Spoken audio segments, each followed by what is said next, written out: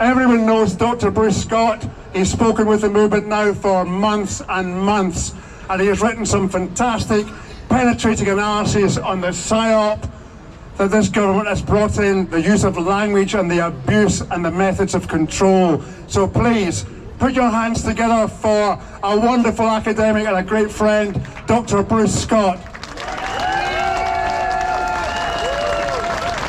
Hello, Glasgow, can you hear me? Yeah, good. My grandfather was born in the Gorbals in Glasgow and fought the Nazis, so it's good to be in Glasgow. Now, I've spoken at similar events over the last year, telling people about the abusive psychological tactics perpetrated by the UK and the Scottish Government. The psychologists of the Applied Behavioural Psychology unit of SAGE, called SPY-B, have got people to adhere to COVID-19 restrictions via unethical means. From a SAGE government document which was first discussed in the UK column a year ago in May 2020, it was written, open quotes, "A substantial number of people still do not feel sufficiently personally threatened, and the perceived level of personal threat needs to be increased among those who are complacent, using hard-hitting emotional messaging," close quotes. The psychologists of SPY-B in the UK government knew fear alone where it was not enough, so they suggested to the government to use and promote social approval for desired behaviours and to consider enacting legislation to compel required behaviours and to consider the use of social media disapproval for failure to comply. They've used mainstream media and social media along with false fact-checking and censorship to get their message across. And it is evident that it has been working, as seen with the concerning emergence of angry, fanatical mask wearers and people being attacked for questioning the government narrative on COVID-19. I and many others have pointed out for many months that this use of psychology is contrary to the ethical guidelines of the British Psychological Society. Deliberately scaring people and making them fearful, using the media to disseminate such fear-mongering, giving false promises of hope of lockdown easing, only to dash these on the rocks at the 11th hour and creating a divisive us and them narrative is reminiscent of the Nazi regime. Think of the recent days with mainstream commentators suggesting that the unvaccinated should not receive hospital treatment or are insane.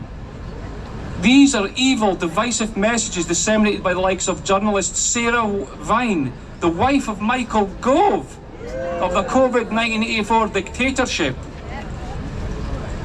Whilst I am delivering doom and gloom about this issue, I want to share with you some light.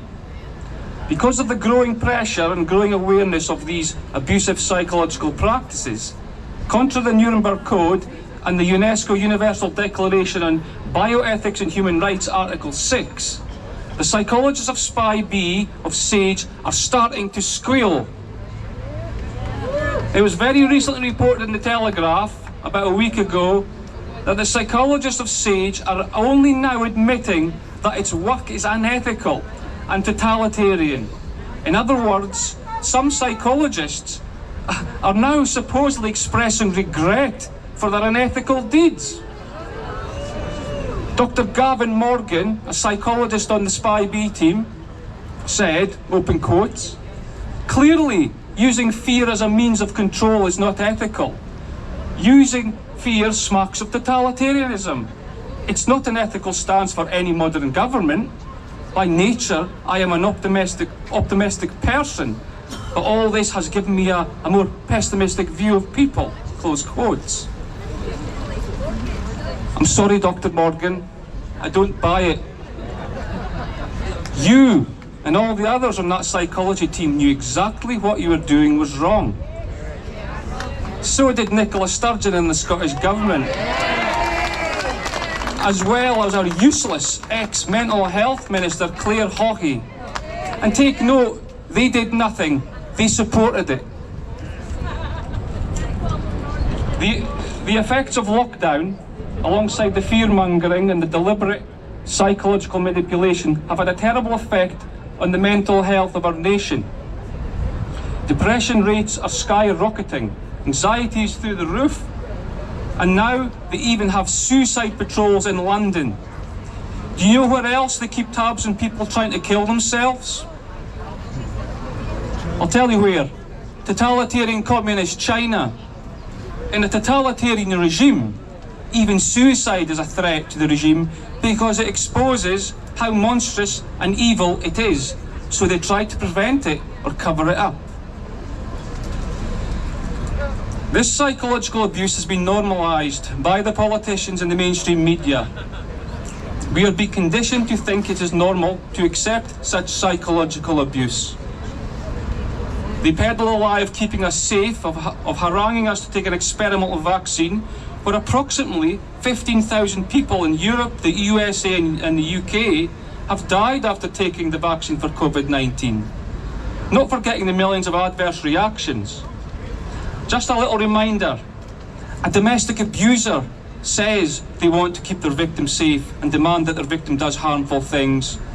Domestic abusers normalise psychological abuse and tell the victims it is for their own good.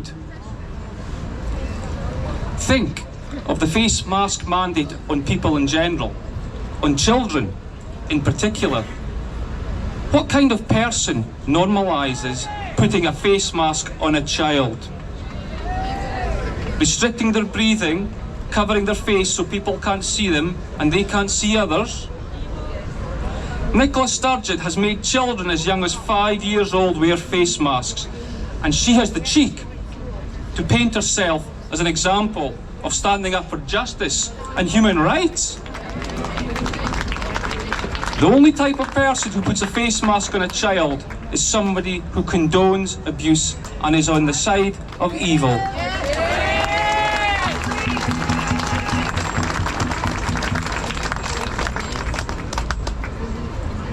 Remember, before COVID-19, if someone had forced a child to wear a face mask, it would have been a matter for the police and social services.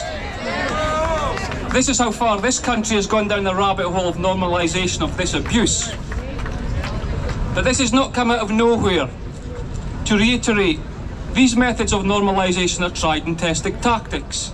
I have discussed this in my articles on the UK column, and these totalitarian methods used by the psychologists of Spy B have their roots in communist Russia's Ivan Pavlov's experiments with dogs.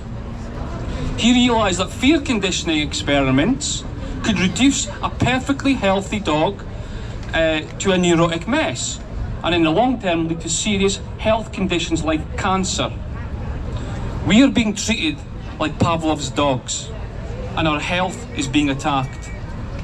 Our humanity is being attacked, our children and our very soul. This cannot go on. We must refuse. The Italian philosopher Giorgio Agamben describes the COVID-19 pandemic and its lockdown measures as reducing human life to a bare life. We have been reduced to basic biological entities. We eat, sleep, work if we're lucky, and if not, we work from home or are on furlough. Ordinary socialisation is stopped or reduced.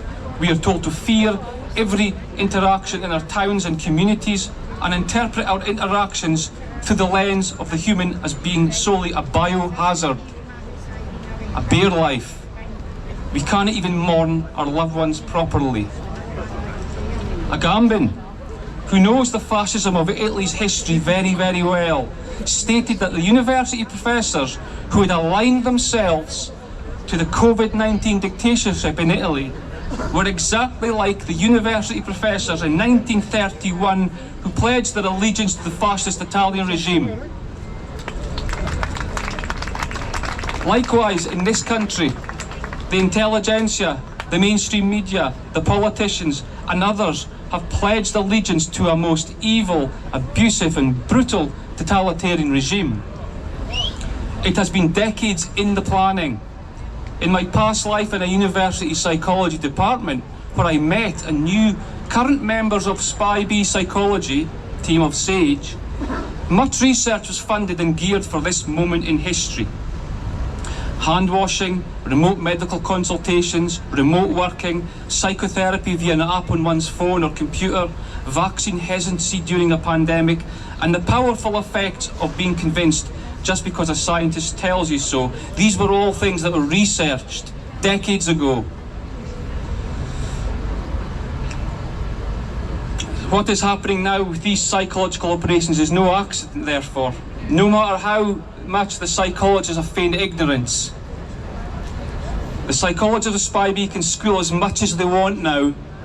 Sorry, it is too late. My message to the mainstream media, psychologists and politicians, yes, even St. Nicola of Sturgeon, who have pledged allegiance to the abusive COVID-19 dictatorship is, during the Nuremberg trials after the fall of the Nazi regime, the excuse, I was just following orders, cut, no ice. Likewise, it is no excuse now, no matter how much you backpedal or squeal like rats on a sinking ship.